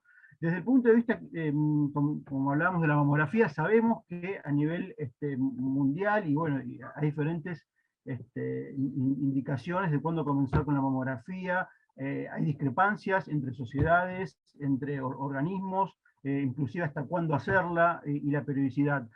Por supuesto que la Sociedad Argentina de Mastología tiene una recomendación, el Ministerio tiene otra recomendación, no es que estén enfrentadas, ¿sí? Eso es algo muy importante que hay que tener en cuenta. Una cosa es la recomendación de la sociedad, que es una recomendación que apunta al control individual, y otra cosa es la recomendación desde un organismo del Ministerio que apunta al control poblacional de la enfermedad, ¿sí? De ninguna manera quiere decir que si uno sigue una recomendación está enfrentada a la otra, ¿sí?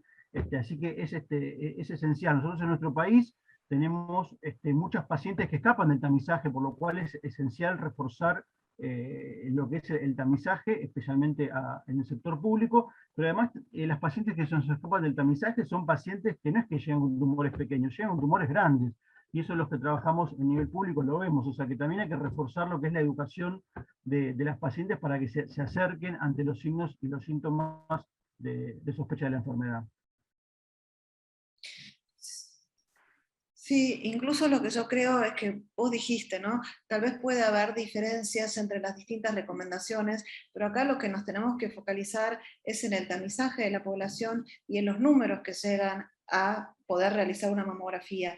Había un artículo hace un tiempo que lamentablemente no tenemos números demasiado actualizados, pero que solo el 32% de la población global accedía a hacer métodos, digamos, de mamografía. Entonces, eso creo que es lo que nos tenemos que focalizar nosotros en educación como sociedad, porque no es lo mismo hablar de un centro como puede ser una gran capital que el resto del país en poblaciones que están alejadas, ¿no? Y creo que eso es, como vos dijiste, que tenemos que trabajar como sociedad en hábitos y en detección a través de mamografía. Sí, eso no hay, o sea, es indudable. Yo ya la verdad que he participado, inclusive durante el mes de octubre, en otros años, en campañas de prevención, inclusive muchas veces con la Asociación de Oncología, y la verdad que, bueno, como te decía al principio, nosotros tenemos una idiosincrasia como sociedad, no solo desde los sistemas de salud, que nos hace siempre pensar en recuperar la salud y no en promocionarla, ¿no? Eso es algo esencial, y lo que decís vos es cierto. Hay realidades muy diferentes a lo largo de todo nuestro país, no solo entre lo que es público y privado, sino por distancias y otros determinantes, y hay muchas pacientes que no acceden de la manera adecuada a la mamografía, ¿no? Entonces, eso es algo que tenemos que reforzar, y no solo desde los sistemas de salud, sino en las estrategias comunicacionales para las pacientes, ¿no? Para que las pacientes comprendan la importancia. Y no obstante, como te decía anteriormente, tenemos muchas pacientes que no acceden a la mamografía o que no se la hacen en realidad, pero que se escapan por mucho del tamizaje. Entonces ahí también tenemos que reforzar desde el sistema de salud lo que es la comunicación y la educación en los signos de alarma. Y fundamental tener en cuenta que las sociedades médicas trabajan con el instituto, con el ministerio, trabajan de forma mancomunada. La verdad que es imposible que cada uno trabaje por separado. Y si bien la recomendación desde lo técnico no es exactamente igual, es porque persigue diferentes objetivos, pero están en congruencia, y cada paciente tiene que, por supuesto, o cada mujer en realidad, porque para hacer los controles tiene que comunicarse con su médico y reforzar lo que es la prevención primaria y la secundaria para ver cuándo es el momento de realizar el estudio. Bueno, muchísimas gracias, Alejandro. Bueno, muchas gracias por la invitación. Bueno, Romina, la verdad que nuevamente un placer escucharte, fuiste sumamente clara en tu disertación y bueno, Alejandro ya habló de algunas de las recomendaciones en Argentina y por ahí tal vez hacerte preguntas más específicas desde el punto de lo que es el especialista en diagnóstico por imágenes. Entonces, por ejemplo, ¿qué cuidado deberíamos tener con las pacientes que tienen mamas densas? Bueno, las pacientes que tienen mamas densas tenemos que tener muy en claro que la mamografía detecta, la detección en la mamografía está notablemente reducida. Tenemos pacientes con mamas extremadamente densas donde el 50% de los cánceres no los vamos a ver en esa mamografía. Y es fundamental saber que tenemos que hacer una ecografía y hay mucha información que que está todavía escapando a las pacientes, que en Estados Unidos hay varias asociaciones, por lo menos 2 de las más grandes, que informan a las pacientes acerca de esto de tener, de si tenés mama densa o no tenés mama densa. Eso me parece que de a poco deberíamos irlo cada vez reforzando más en nuestras pacientes para que las pacientes tengan ese conocimiento y que muchas veces el ginecólogo por ahí no le pide una ecografía, con la mamografía se queda tranquilo porque encima uno, cuando no detecta nada en una mamografía, tenemos que saber esto porque hubo mucha confusión respecto a esto, si uno ve una mamografía y no hay una imagen, una lesión, un nódulo o microcalcificaciones, uno tiene que poner que la mamografía es un BI-RADS 1 o es un BI-RADS 2, lo cual es un control al año siguiente. Pero en la recomendación siempre ponemos, dada la densidad mamográfica, puede estar oculta determinada lesión o reducida la sensibilidad. Bueno, cada uno le pondrá la frase que quiera, pero eso indica que el estudio debe ser complementado con una ecografía.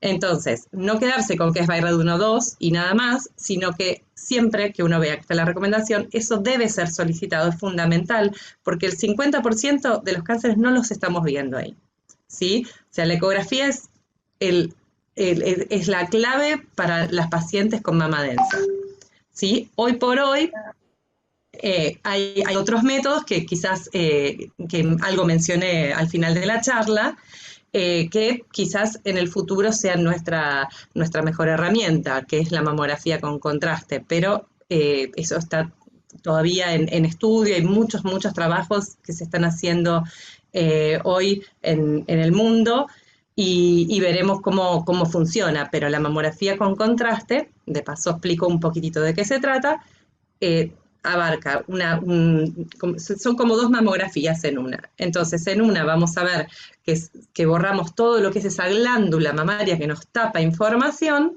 y en otra con el contraste vamos a poder ver qué cosas hay detrás de esa glándula. Entonces, una de las grandes apuestas de la mamografía contrastada justamente está puesta en todo este grupo de pacientes con mamas densas, ¿no? Que veremos si ocupa un rol en el screening a futuro, ¿no? Pero bueno, ese es un poco el camino en el que va. O sea que bien, queda claro que la mama densa, y yo creo que en todas las pacientes uno debe pedir el par de mamografía con ecografía, que la mamografía con contraste podría ser el futuro en el screening, específicamente en este subgrupo de pacientes. ¿Y qué pensás de mamografía digital versus tomosíntesis? ¿Qué nos puedes comentar acerca de eso? La mamografía digital versus la tomosíntesis, que es lo que llamamos la mamografía 3D, ya en muchas de las recomendaciones hablan de que se recomienda mamografía digital y que debe considerarse la tomosíntesis, ¿sí? Eso dice en las guías, y la diferencia que hay es que la tomosíntesis nos evita esta cuestión que tenemos con la mamografía de la superposición de las imágenes. La mamografía, uno comprime la mama y ve un montón de imágenes superpuestas que obviamente uno con el entrenamiento va cada vez pudiendo reconocer más qué es una lesión y qué no lo es. Pero hay lesiones que a nosotros mismos nos pueden generar dudas y uno tiene que pedir estudios adicionales, una compresión focalizada, para ver si eso es una imagen superpuesta o no. Y eso es lo que hace la tomosíntesis, hace múltiples cortes en el perfil y múltiples cortes en la craneocaudal y nos permite no registrar cuestiones que digamos que son superposiciones de tejido que no tienen valor patológico. Entonces, ¿esto qué hace? Que disminuye la tasa de rellamados, o sea que a las pacientes no les generas la angustia de volverlas a llamar para hacerse otro estudio adicional. Eso le genera, por supuesto, menor costo a los sistemas de salud en relación a los programas de screening, y por eso es más recomendada, inclusive en las pacientes con mamas densas, la tomosíntesis versus la mamografía digital convencional. Bueno, muchísimas gracias, Romy. Bueno, quiero agradecerles a los tres por las excelentes disertaciones. Para nosotros los oncólogos es muy importante conocer acerca de la epidemiología, de todo lo que tiene que ver con diagnóstico por imágenes, qué es lo que nosotros como oncólogos tenemos que ayudar al mastólogo para utilizar en nuestras pacientes, y a Eduardo por todas las técnicas de cirugía. Muchísimas gracias a los tres. Gracias, Valeria, gracias por la invitación.